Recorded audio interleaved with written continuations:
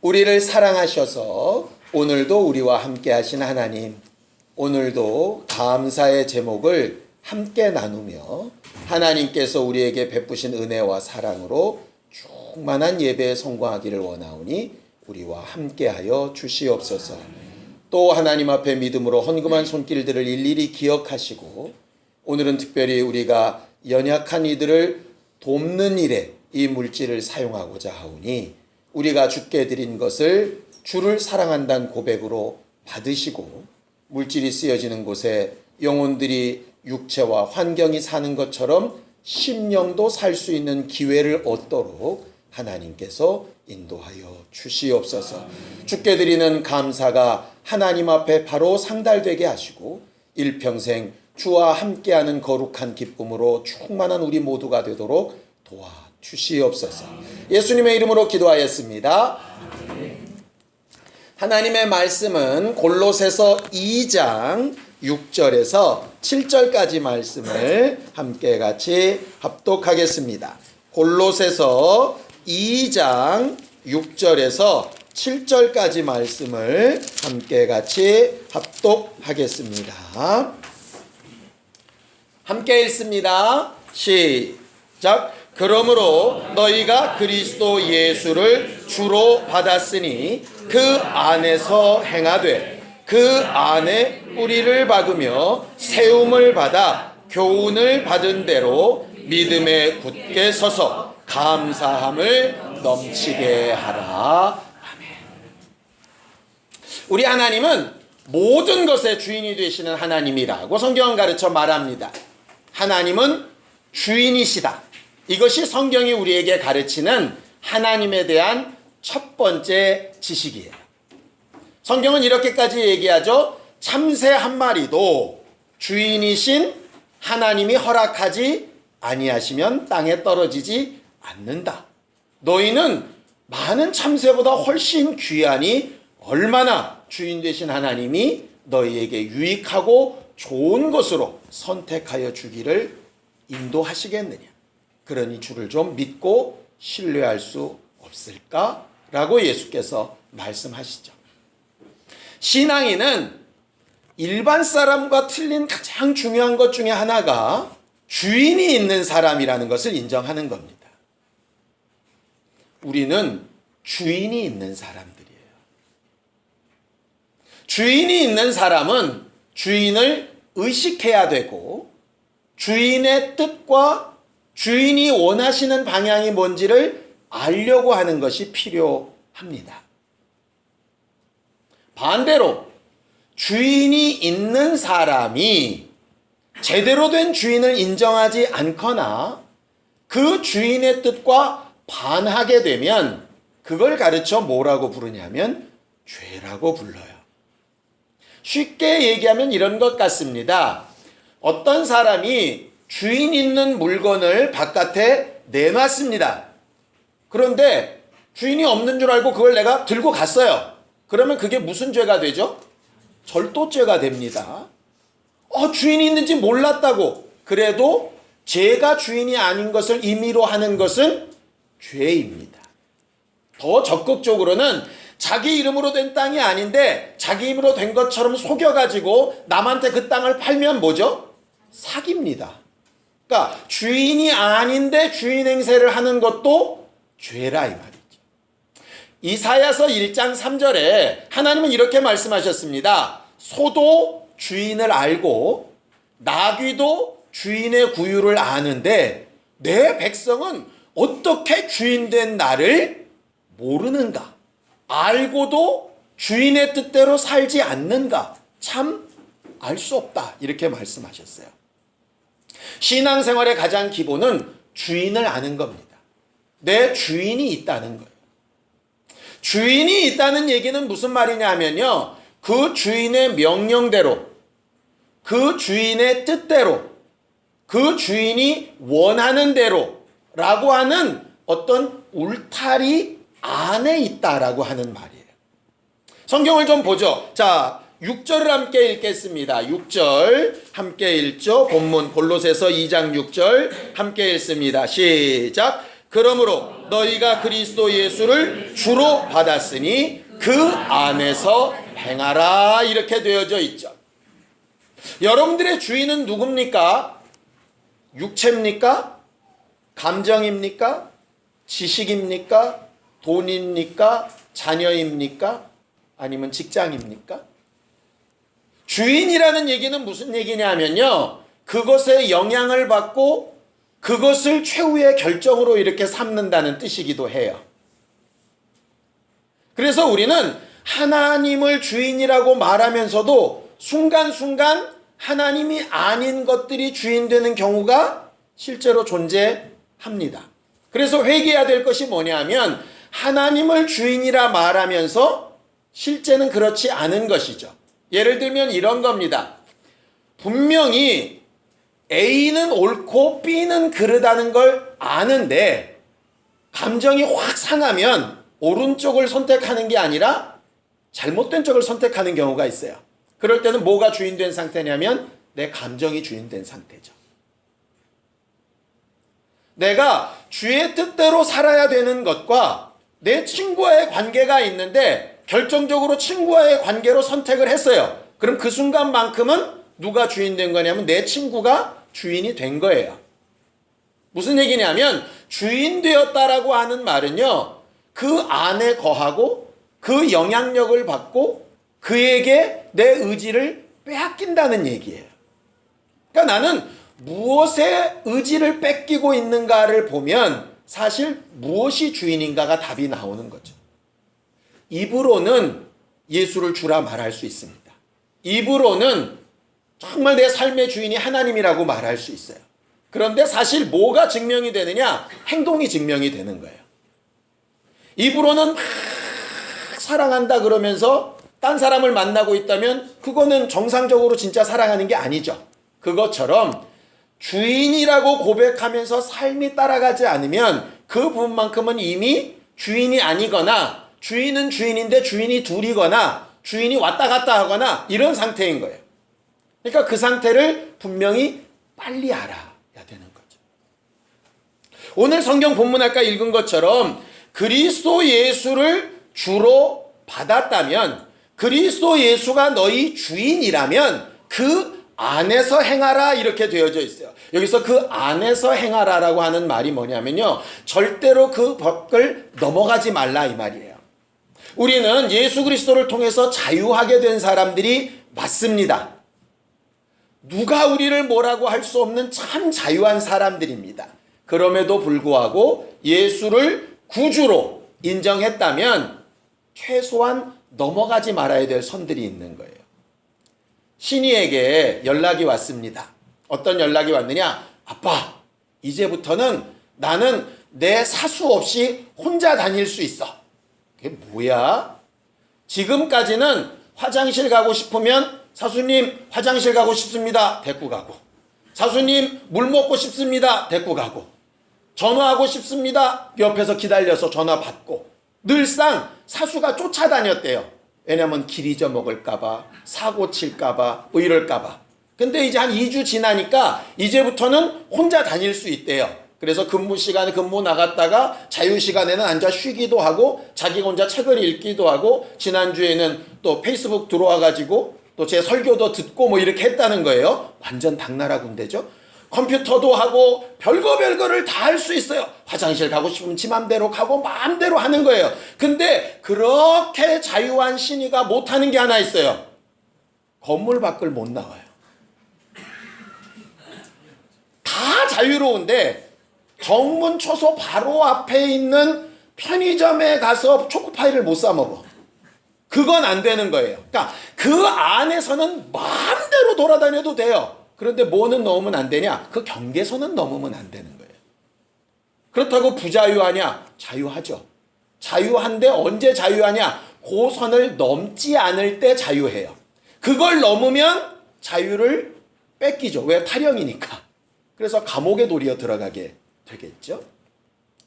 그거 보면서 참 재밌었어요. 아, 예수께서 우리를 자유하게 하셨다라고 하는 게 과연 뭘까를 봤더니 마음대로 하는 건 맞는데 어디서 마음대로냐면 정해진 울타리 안에서 마음대로인 거예요. 각각 그 울타리가 좀 다를 수 있습니다. 어떤 사람은 성경을 좀 좁게 해석해서 울타리가 작을 수 있고요. 어떤 사람은 그 울타리를 좀 넓게 해석해서 굉장히 운동하는 반경이 넓을 수도 있어요. 뭐 옳다 그르다의 문제가 아니라. 그러나 중요한 것 하나는 어느 누구에게라도 그 울타리는 존재한다는 거예요. 주인을 인정한다는 게 바로 그 부분이에요.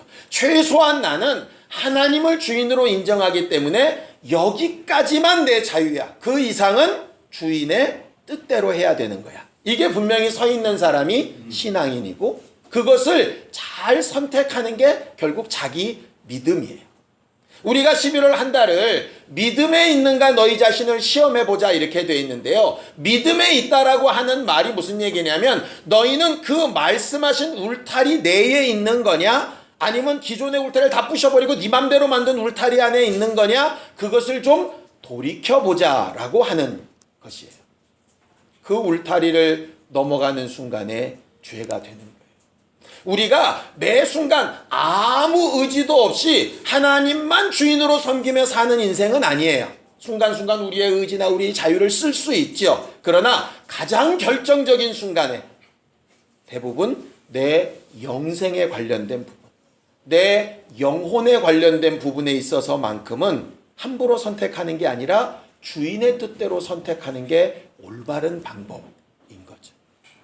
그래서 우리가 정말 예수 그리스도 안에서 자유롭게 각각 받은 은혜를 따라 신앙생활하는 것 너무너무 좋고 훌륭한 일인데 우리가 절대로 넘지 않아야 될 주인의 일을 잘 기억할 수 있었으면 좋겠어요.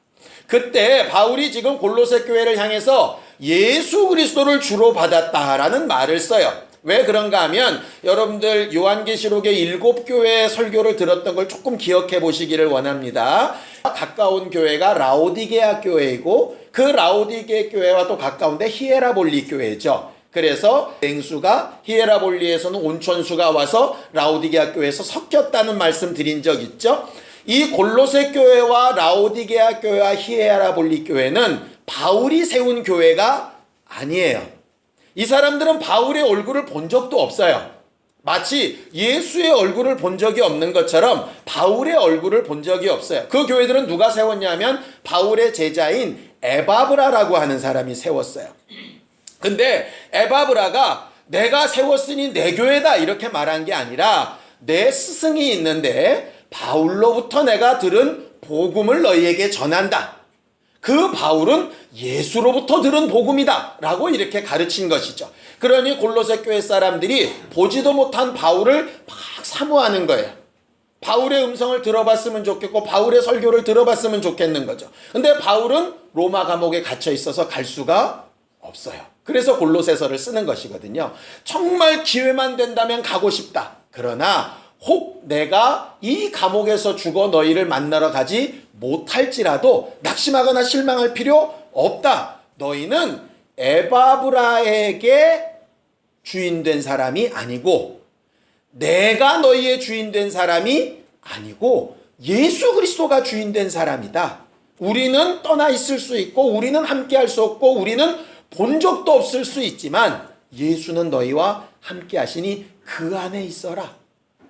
에바브라의 교훈에 머물러 있지도 말고 내가 전한 말에도 머물러 있지 말고 예수 그리스도 그 안에 머물러 있어라. 그게 제대로 된 교회다 라고 말하는 것이 오늘 이 부분이에요.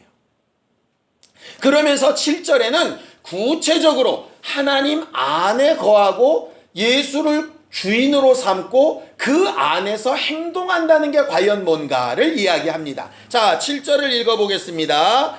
골로새서 2장 7절입니다. 함께 읽습니다. 시작. 그 안에 뿌리를 박으며 세움을 받아 교훈을 받은 대로 믿음에 굳게 서서 감사함을 넘치게 하라 그랬어요. 그 안에 뿌리를 박으라 그랬어요.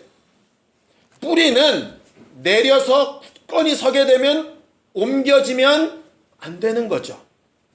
그래서 여러분들은 반드시 뿌리를 내리는데 행복한 주님의 교회에 뿌리를 내리지 말기를 바랍니다.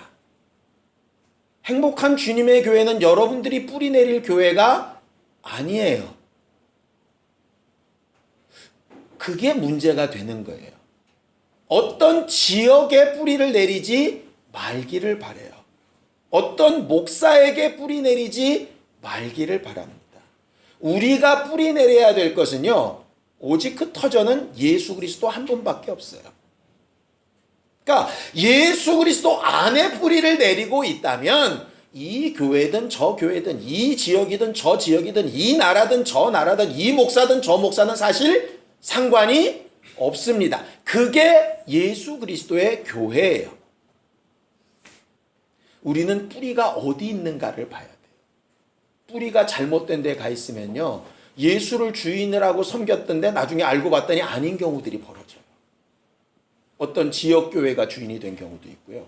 어떤 목사가 주인이 된 경우도 있고, 같이 했던 집사들이 주인이 된 경우도 있어요. 그거 정상적인 예수 그리스도의 교회가 아니죠. 우리는 어디에 누구와 함께 어떤 모습으로 신앙생활하든 정확하게 뿌리는 어디가 있어야 되냐면 예수 그리스도께 가 있는 거예요. 우리는 일평생 사는 동안에 뭘 가지고 나를 판단하냐 하면 어디에 속해 있느냐를 판단하지 말고 내가 정말 예수께 뿌리를 박은 사람인가? 이것만 정확하게 인정하는 사람들이 되기를 예수님의 이름으로 축원해요. 그렇다면 그 다음엔 여러분들 얼마든지 자유해요. 얼마든지 자유해요. 뿌리를 그렇게 깊이 내린 자들에게 말씀하신 것이 뭐냐면 그 다음이죠. 세움을 받으라 그랬어요. 세움을 받는다는 얘기는 무슨 뜻입니까? 네가 서라는 얘기입니까? 누군가 너를 세워주겠다는 얘기입니까? 세워주겠다는 얘기죠. 그래서 제일 먼저 예수에게 뿌리를 딱 박았다면, 내 주인이 예수라면 그 다음부터는 뭘 받아야 되냐면 도움을 받는 존재여야 된다는 거예요. 나는 다 필요 없어. 오직 주만 날 거야. 이거는 뿌리만 있고 기둥 하나도 안 올라온 나무랑 똑같아요. 그 기둥은 자기가 서는 게 아니라 누군가 세워줘야 돼요. 그래서 예수 안에 뿌리를 박았다면 제일 먼저 확인해야 될 거, 나 지금 은혜 받고 있나? 사랑을 받고 있나? 도움을 받고 있나? 연합되어짐을 받고 있나? 누군가 나를 돕고 있나? 내가 도움받은 기쁨과 감사를 알고 있나? 이게 신앙생활의 가장 중요한 거예요. 누가 날 감히 도와? 이거 틀렸어요. 신앙생활을 오래 하다 보면 실수하는 게 뭐냐면요, 나는 이제 그런 도움이 필요 없고 도움을 줘야 되는 사람이라고 착각하는 거예요. 그러다 보니까 받은 은혜는 없고 공급되는 건 없는데 퍼내고 헌신하고 봉사하다 보니 어떻게 되느냐, 마치 나무꾼이 나무 밑둥을 이렇게 깎아 놓으면 밑둥이 좁아지고 위가 넓어지죠. 그럼 나무가 어떻게 됩니까? 나중에 넘어가죠. 그래서 순식간에 넘어가는 거예요. 저렇게 대단한 믿음의 사람이 왜 저렇게 넘어질까? 간단해요. 세움을 받는 일을 간과해서 그래요. 뿌리가 없는 건 아니에요. 구원 얻을 믿음은 있는데 도움받는 게 없으면, 은혜 받는 게 없으면 불가능하다고. 목사가 은혜 받지 못하고 말씀만 퍼내다 보면 결국은 쓰러져요. 그래서 목사는 당연히 성도들의 사랑을 받아야 되고 주께로부터 은혜를 받아야 되고 또 말씀의 은혜를 받아야 되고 스스로 어쨌든 하나님께서 내게 주시는 사랑과 긍휼을 얻어야 되는 사람이에요. 성도들도 마찬가지고. 오래 믿었다, 직분이 뭐다, 제발 착각하지 말고 난 지금 은혜 받고 있는 사람인가? 그게 가장 중요해요. 뭘 하는 것보다 더 중요한 건 내가 은혜를 받는 게 먼저 중요한 거예요. 그럼 받기만 하면 끝날까요? 밑둥만 이만큼 두꺼워가지고 위로는 아무것도 안 자라면 의자밖에 더 되겠어요? 그 위에는 교훈을 받은 대로 믿음에 굳게 서서, 이거는 능동이에요. 이제 네가 서 나가야 돼. 도움을 그렇게 받았으면 그 위에 네 자신을 세워 나가야 되는 거예요. 변화시켜 나가야 되고 성장되어져 나가야 되는 거예요. 그리고 나서 농부가 하는 맨 마지막, 뿌리도 튼실하고 기둥도 튼실하고 중간에 있는 줄기도 튼실하고 가지도 튼실하면 맨 마지막에 농부가 원하는 게 뭡니까? 열매. 그 열매를 오늘 성경은 뭐라 그러냐면 넘치는 감사라. 뿌리로부터 오는 진액이 줄기를 통해서 가지를 통하여 쭉쭉 가서 그것이 막 꽃망울처럼 넘쳐서 막 맺힌 것이 결국 열매잖아요. 하나님께서 원하시는 가장 큰 열매가 뭐냐면 감사예요. 감사절이라서 드리는 말씀이 아니에요. 하나님은 돈이 부족하시기 때문에 헌금을 요구하시지 않아요. 그 헌금에 감사가 들어있다면 좋아하시죠. 그는 능력이 부족하셔서 우리의 달란트를 요구하시는 분이 아니에요. 헌신이나 봉사를 굳이 필요로 하시지 않아요. 대신 그 헌신이나 봉사에 감사가 있으면 그걸 기뻐하시는 거죠. 그럼 반대로 얘기하면 감사가 빠진 헌금은 하나님 앞에 무의미한 거예요. 감사가 빠진 찬양도 무의미하고, 감사가 빠진 고백도, 감사가 빠진 예배도 하나님 앞에 무의미한 거예요. 어떤 감사를 할까요? 뿌리를 내리게 하신 것부터, 도움과 은혜를 받게 하신 것부터, 나로 성장하게 하신 것부터, 감사를 말하게 하심까지, 저 뿌리 밑에서 생명부터 실제로 나타나는 삶에 이르기까지 모든 것이 다 감사의 조건이 되어야 맞는 것이죠. 자, 성경을 좀 보겠습니다. 고린도후서 1장 11절입니다. 고린도후서 1장 11절입니다. 우리가 그동안 성령으로 기도하자, 성령으로 은사를 받자, 그 은사를 가지고 유익하게 하자, 별 말씀들을 다 들었는데 그 마지막 결론이 뭔가? 자, 고린도후서 1장 11절입니다. 함께 읽습니다. 시작. 너희도 우리를 위하여 간구함으로 도우라. 이는 우리가 많은 사람의 기도로 얻은 은사로 말미암아 많은 사람이 우리를 위하여 감사하게 하려 함이라 그랬어요.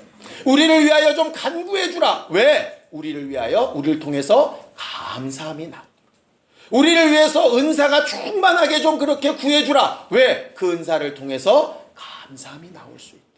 우리뿐만이 아니라 많은 사람에게 감사가 나올 수 있도록.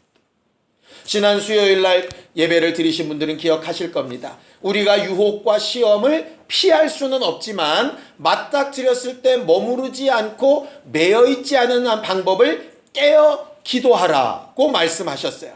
깨어 기도한다는 게 뭔지, 자, 골로새서 4장 2절입니다. 골로새서 4장 2절입니다. 함께 읽겠습니다. 시작. 기도를 계속하고 기도에 감사함으로 깨어 있으라 그랬어요. 육체가 깨어 기도하는 것도 필요하지만 감사하는 것이 깨어 있는 것이라고 말합니다. 결국 몸은 막 알람이 깨워줄 수 있지만 내 영혼을 깨우는 알람은 뭐냐 하면 감사라고 하는 거예요. 감사는 열매이기도 하고 기도할 수 있는 힘과 능력이 되기도 하고 시험과 유혹을 이길 수 있는 힘이기도 하고 은사를 받고 성령께 인도받는 목적이기도 한 거죠. 그러므로 우리는 이렇게 살아야 마땅할 겁니다. 자, 에베소서 5장 3절 4절입니다. 에베소서 5장 3절 4절입니다. 함께 읽습니다. 에베소서 5장 3절 4절 시작. 음행과 온갖 더러운 것과 탐욕은 너희 중에서 그 이름조차도 부르지 말라. 이는 성도에게 마땅한 바니라. 누추함과 어리석은 말이나 희롱의 말이 마땅치 아니하니 오히려 감사하는 말을 하라 그랬어요. 우리가 이번 일주일 동안 또 남은 1년의 기간 동안에 정말 감사하는 말을 열매로 내뱉을 수 있는 우리 모두가 되기를 바랍니다. 구약 성경에 계속 반복되고 있는 한 구절이 제 마음에 이렇게 쑥 들어와서 함께 나누고 기도하려고 합니다. 주께 감사하라. 그는 선하시며 그 인자하심이 영원하미로다.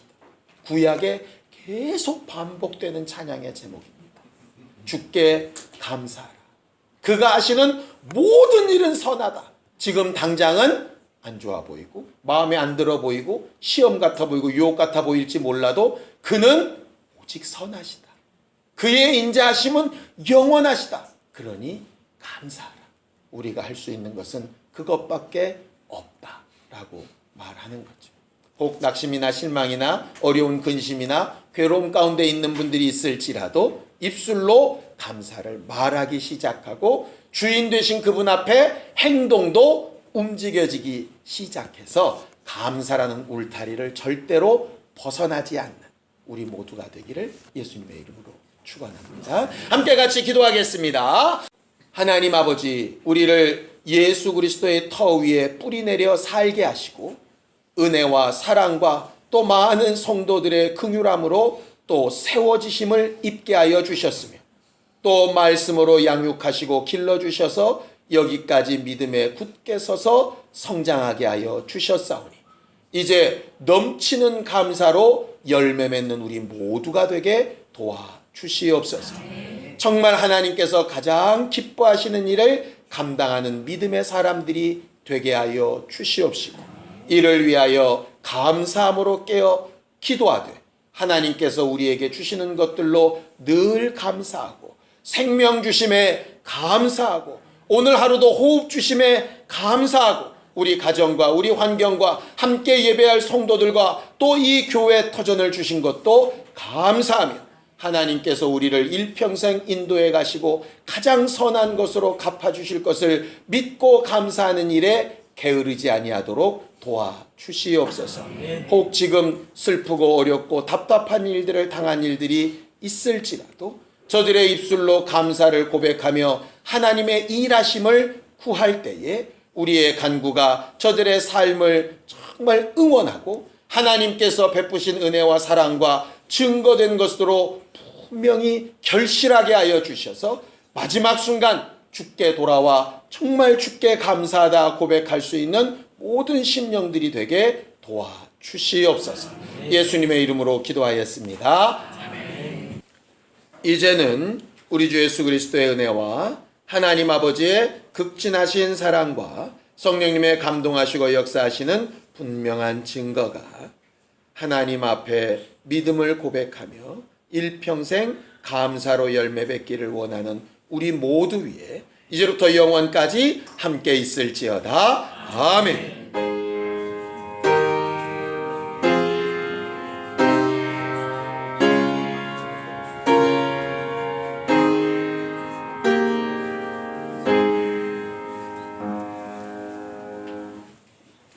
우리 예배 받으신 하나님 앞에 감사한 박수 내겠습니다. 수고하셨습니다. 감사합니다.